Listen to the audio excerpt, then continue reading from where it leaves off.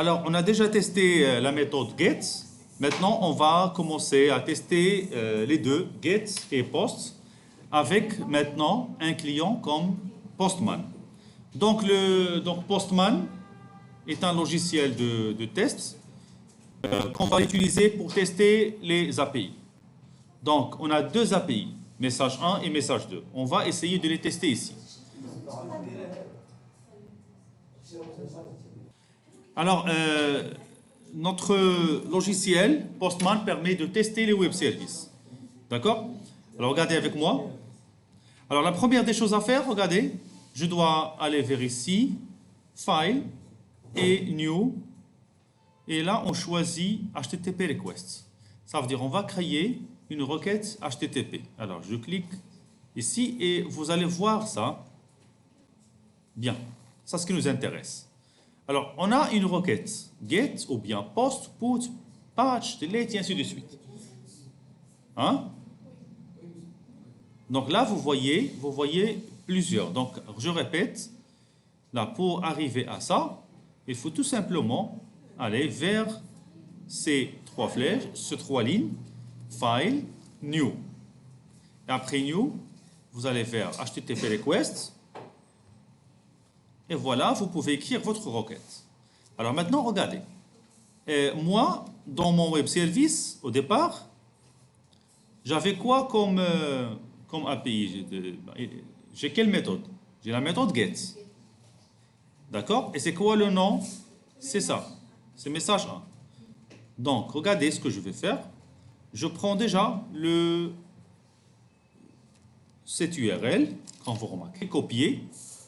Je vais le copier et je vais aller le mettre ici. Message 1 par exemple. Alors regardez ce que je dois écrire dans Postman. Je dois écrire http localhost 8080. C'est-à-dire je dois écrire l'URL complet. Et là, je dois choisir la méthode d'accès à cette URL. OK? Je clique sur Send et je peux voir en bas bonjour. Vous voyez? En bas. C'est bonjour. Et ce qui est important ici, regardez, ce que vous devez maîtriser par la suite. Hein, ça, c'est quelque chose que vous allez maîtriser. C'est le code, bien le statut de la réponse. Donc là, quand vous voyez 200 ou bien 201 et vous voyez OK, ça veut dire que tout a été bien passé.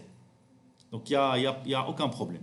Quand vous voyez les erreurs 404 ou bien 400 quelques, ça veut dire que là, il y a un problème de ressources. Ressources n'existent pas. Ou bien on n'arrive pas à reconnaître cette ressource. Comme par exemple, si vous mettez comme ça, je vais mettre message 3. Message 3, j'ai pas cette ressource, n'est-ce pas? Je clique sur OK. Qu'est-ce que vous remarquez? 404, not found. Ça veut dire que la ressource n'a pas été trouvée. Donc, je reviens vers message 2 maintenant. Je peux voir bonsoir. Et donc, bien, on a pu récupérer par la méthode get. Maintenant, nous allons voir comment envoyer un objet. D'accord? Alors, regardez avec moi. Alors, je vais d'abord essayer d'utiliser post pour envoyer un objet. Je vais l'envoyer à quoi? À une nouvelle ressource que je vais la créer qui va être appelée client. D'accord? Ou bien, je peux même appeler students. Voilà. Alors, ça veut dire quoi ça? Ça veut dire que je vais envoyer au serveur un student, un étudiant, avec bien sûr son ID, son nom, prénom, âge et ainsi de suite. Mais moi, je vais utiliser seulement trois. Donc, l'ID, le nom et l'âge, tout simplement. Il y a la note. Hein, la note. Alors, regardez très bien. Alors, là, qu'est-ce qu'on a? On a ici body. Body, ça signifie le corps. Le corps de la requête. Ça veut dire, moi, je vais envoyer une requête qui a un corps. Et le corps, il a quel format? Est-ce qu'il n'a pas de format, form data ou quoi? Là, je choisis raw. Ça veut dire format brut. Et à la place d'utiliser texte, je vais choisir JSON. Alors désormais, à partir de maintenant, tous les objets que nous allons utiliser seront encodés en JSON. Et même les messages qui sont transmis entre l'application front-end et l'application back-end, et aussi entre le client et le front-end, ou bien le client et le back-end, seront toujours en JSON. Et tous les objets envoyés seront en JSON. Et c'est pour cela, ici, on a spécifié quelque chose qui s'appelle REST. REST API, REST Controller, ça veut dire que il y a déjà contrôleur, il y a REST Controller. Ça veut dire que on va accepter seulement les objets JSON. Alors regardez ce que je vais faire. Je vais ouvrir l'accolade ici. Je ne sais pas si vous voyez clairement ou non. Je vais essayer peut-être. Voilà. Je vais écrire ID par exemple. Regardez ID 2.1. Alors n'oubliez pas de mettre les doubles quotes pour les noms des champs.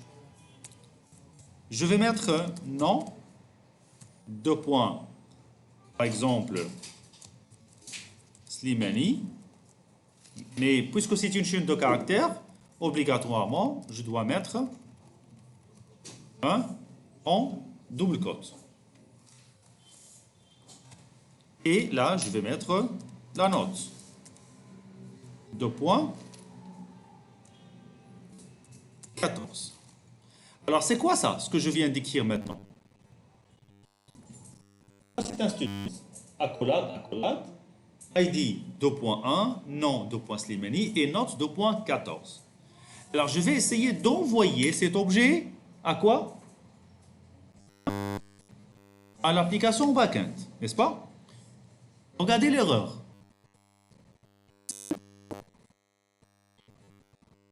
Ah, qu'est-ce qu'il a dit? 404. Pourquoi? Hein? Not found. C'est quoi qui est not found? C'est la ressource students. Je vais aller vérifier. Je passe. J'ai seulement message 1 et message 2. N'est-ce pas? Donc, qu'est-ce que je dois ajouter? Voilà, je dois ajouter encore l'API student. Donc, je mets encore get mapping. Entre parenthèses, je mets student. Et en bas, je dois créer la fonction qui permet de gérer le student. Alors, public. Alors, cette fonction, qu'est-ce qu'elle permet de faire?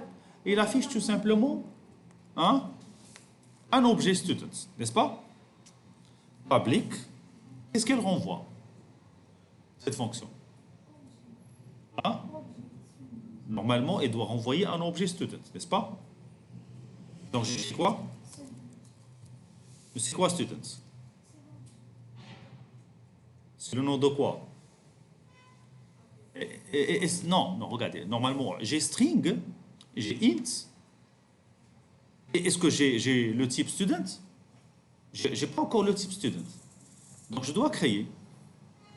Je dois le créer. En fait, ça, ce n'est pas un type. Mais c'est quoi? Une classe. Ah. Donc, toujours quand vous travaillez avec des objets, chaque objet doit respecter la structure d'une classe. Même si c'est JSON, on doit prévoir qu'il y a déjà une classe dans l'application backend. Donc, qu'est-ce qu'il faut? Il faut créer une classe. Parfait. Je continue quand même. Après, je vais créer la classe. Get, par exemple, students. Ou bien present students, comme vous voyez, comme vous voulez. Alors, suivez avec moi parce que cette étape est très importante. Ça demande une compréhension de plus. N'est-ce pas? Donc, voilà, ça c'est ma méthode. Cette méthode, qu'est-ce qu'elle fait? Elle retourne quoi? Mais students, comme ça, elle retourne une classe. Hein? C'est pas la liste. Moi, qu'est-ce que j'ai envoyé ici dans Postman? J'ai envoyé un student, tout simplement. Bon, il faut afficher l'attribut de student, n'est-ce pas? Alors, mais qu'est-ce que je dois écrire pour afficher juste le nom? Hein? Comme ça, get? Hein? Attention. D'abord, est-ce que vous avez déjà la classe étudiant, student? Non. Donc, qu'est-ce qu'il faut? Il faut aller la créer d'abord. Donc, où on va la créer? On est où maintenant? On est dans le paquet, on a deux packages. On a le package controller qui est au-dessous de subtech.casa et il faut ajouter un autre package, voilà, qu'on va le nommer point entities. C'est là où je vais mettre les entités. D'accord? Parfois on l'appelle entities ou parfois on l'appelle beans. Moi je préfère entities. Hein? C'est ça, entities, comme ça. Finish. Et à l'intérieur de entities, je fais quoi? Je crée une classe. Une classe. Je vais l'appeler student. C'est bon? Alors, regardez. Alors, qu'est-ce que je dois écrire ici? Les attributs. Lesquels? Je vais l'utiliser comme langue. Par la suite, on va découvrir pourquoi. Langue, c'est un entier grand. Hein, un grand entier. Langue ID. Encore? Hein? String. Non. Et je peux mettre float ou bien double not. C'est bon? Voilà. Donc on a besoin de générer les getters et setters. D'accord? Alors s'il vous plaît, regardez. Désormais encore, on n'aura pas besoin de générer les getters et setters. Alors vous avez l'habitude de faire quoi? Vous avez l'habitude de faire quoi? Source, generate, ou ça c'est getters et setters, et generate constructor aussi. N'est-ce pas? Ça c'est dur. D'accord? Je vois que ça c'est dur. Il y a une autre méthode pour la création des classes, en écrivant tout simplement ça. Alors, on aura besoin d'une autre bibliothèque qui va compléter le code. Cette bibliothèque s'appelle Lombok. Lombok. D'accord? Suivez avec moi. On a mis pause au contrôleur. On est revenu maintenant vers l'entité. D'accord? L'entité students. Alors, qu'est-ce qu'il faut faire? Il faut aller vers mon projet. C'est ça? Cliquez avec le bouton 3 et allez en bas, tout en bas, vers Spring. C'est bon? Alors, dans ce menu-là, Spring, qu'est-ce que vous allez voir?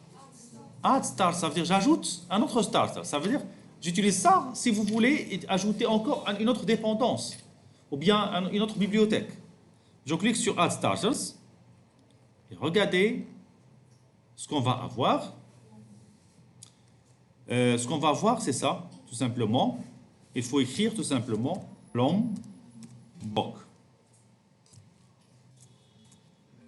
Voilà. C'est ça. Je coche Lombok et je clique sur Next. Alors, encore, regardez, la plupart des étudiants font des erreurs à ce niveau-là. Alors, c'est quoi ça? Donc, il faut élargir un petit peu pour mieux lire. Voir qu'est-ce qu'il faut déplacer. Ça, c'est Spring Boot Starter. Ça ne nous intéresse pas. Il existe déjà. Et ça, c'est qui nous intéresse. C'est lui avec l'arrière-plan en vert. C'est ça Lombok. Donc, quand vous cliquez, vous voyez ici déjà une ligne. Et là, il y a une flèche qui veut dire que cette dépendance va être collée ici. Juste après, eh bien juste avant de fermer les dépendances. Pour l'ajouter à la dernière position des dépendances. On a déjà une autre dépendance en haut, voilà. Vous voyez, une autre dépendance, Starter Web, qu'on a déjà fait, Starter Test. Et ici, dans cette ligne-là, verte, c'est là où je dois, voilà, mettre Lombok. Voilà, donc je prends ici Lombok et je le déplace. Voilà, il a été ajouté. Donc je clique maintenant sur Finish.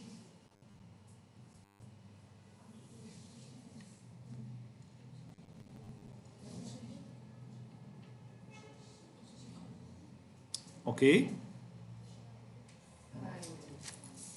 J'attends un petit moment jusqu'à ce que l'Lombok termine le téléchargement.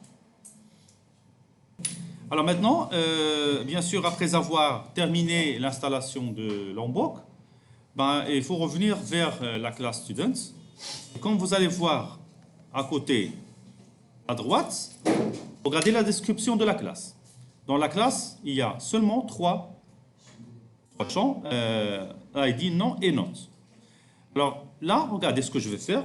Je vais mettre arrobas, par exemple,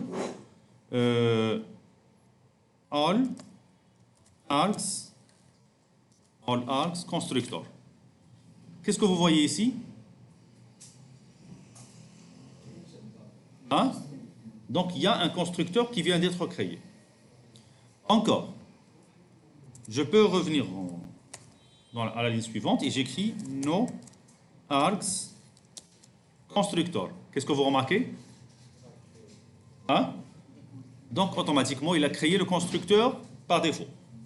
Alors ici on peut écrire setters. Qu'est-ce que vous remarquez? Donc automatiquement il a créé les setters. On peut même dans la même ligne mettre un espace et écrire getters.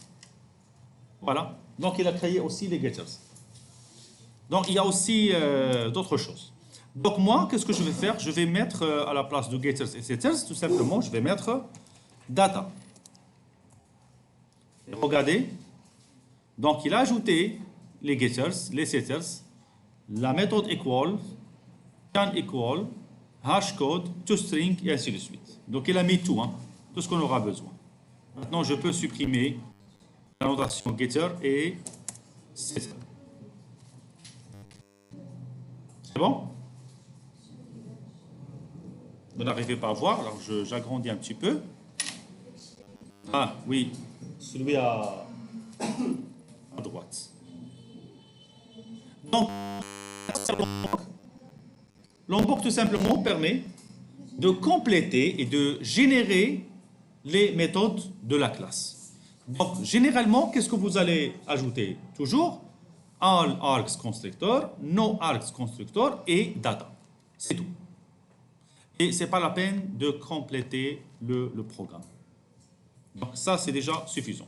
Alors regardez, je vais maintenant revenir à mon REST controller. Et regardez ce qu'on va faire maintenant. Là, j'agrandis un petit peu l'écriture. Bien.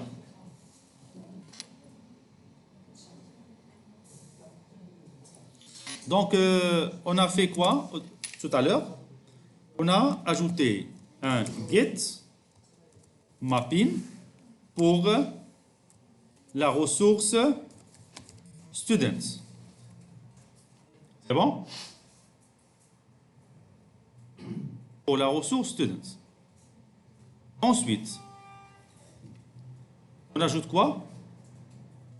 Public, une fonction public student, alors qui renvoie un objet student, comme ça, et qui retourne quoi? Voilà, get. Voilà. J'importe, regardez, j'importe la classe student, et ensuite je fais quoi? Return.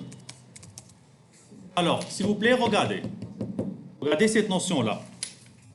Alors moi, ça c'est quoi? Ça c'est le programme au niveau du contrôleur. Et moi, au niveau de Postman, au niveau du client, j'ai envoyé quoi? J'ai envoyé un student. Un Slimani 14. OK?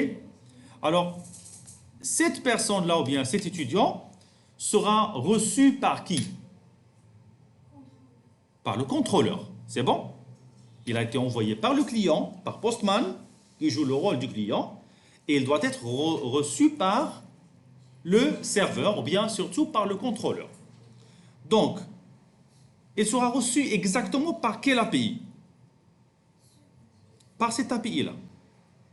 D'accord? Et il doit être entré, regardez, il doit être entré en tant qu'un paramètre. Donc, c'est pour cela que je vais mettre students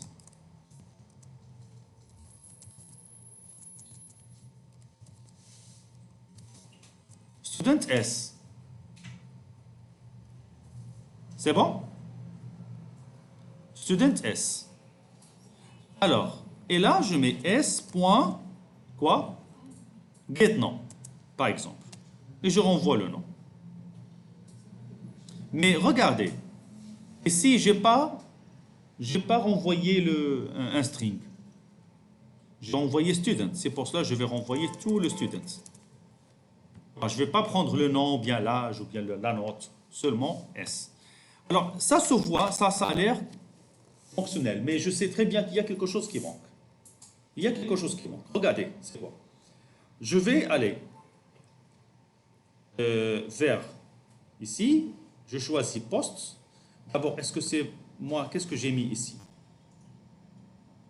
Get, mais normalement, je dois mettre quoi? Post.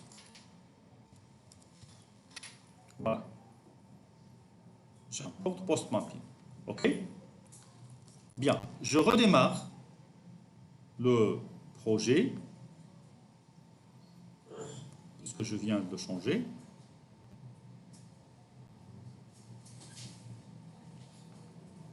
Il faut voir Started en bas pour dire que tout a été bien passé. Oui, voilà. Et maintenant, je vais revenir vers ici et tout simplement envoyer le student. J'envoie le student. Qu'est-ce que vous remarquez ici? Hein? Ça veut dire que tout a été bien passé. Mais regardez qu'est-ce qu'il a renvoyé. ID nul, non nul et not nul. C'est-à-dire, lui, il a renvoyé un student, mais un student vide. C'est bon? Regardez très bien le problème. Le student qui a été renvoyé est vide. Et quelle est la ligne où on renvoie le student? C'est ça. C'est return S. Et S, c'est quoi? C'est ça. Mais qui dit que le S que vous voyez ici, c'est lui qui vient du body? D'accord? Parce que là, on a écrit dans body. Et donc, c'est ce qu'on appelle le request body. D'accord? Ça s'appelle le request body, c'est-à-dire le corps de la requête. Donc, ici, dans Spring Boot, il faut spécifier et dire que le S, student S, que vous voyez ici, c'est celui qui a été envoyé par le client dans le body de la requête. D'accord? Et donc, comment je peux faire ça? Je dois mettre avant student S, je dois écrire la notation request body. Et si vous écrivez request body, je redémarre encore le projet. Après, je vais vous montrer une méthode pour ne pas redémarrer tout le temps. Il faut juste CTRL S, ça va peut-être redémarrer automatiquement. Donc, je reviens vers Postman. Regardez. Students. Hop. Et parfait. Regardez. Parfait. Donc, qu'est-ce qu'on remarque ici? On remarque qu'avec Postman, on a mis le body. Où est le body? Il est là. Vous voyez? Le body, il a été envoyé vers Spring. Il a été reçu par Spring. Alors, supposons que dans le contrôleur, on veut par exemple augmenter la note. La note était, je pense, 14 et on veut ajouter plus 2. Donc, je peux faire comme ça. S.note, par exemple. On peut mettre plus, ajouter 1. Alors, pardon, c'est pas getNote, c'est setNote. setNote, et je mets CS, par exemple. Alors, qu'est-ce qu'on a fait? On a changé seulement la note. Je redémarre et je reviens vers mon Postman. Qu'est-ce que vous remarquez? La note qu'on a envoyée, c'est 14 cents. Et la note qu'on a reçue, c'est 16. D'accord? Alors, maintenant, c'est le contrôleur qui a fait le métier. Mais par contre, ce n'est pas le contrôleur qui doit faire le processus métier. C'est la couche métier. Donc, il faut créer un autre package et ainsi de suite.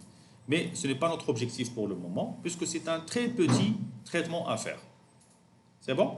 Donc, on a vu jusqu'à maintenant, pour synthétiser, on a envoyé un objet à partir du client Postman vers Spring, vers le contrôleur. La méthode, le getStudents, il a récupéré le students hein, par la méthode, par getBody, requestBody plutôt. D'accord? Et après, il a changé la note et il a renvoyé l'objet avec la nouvelle note. Bien, c'est tout pour cette vidéo.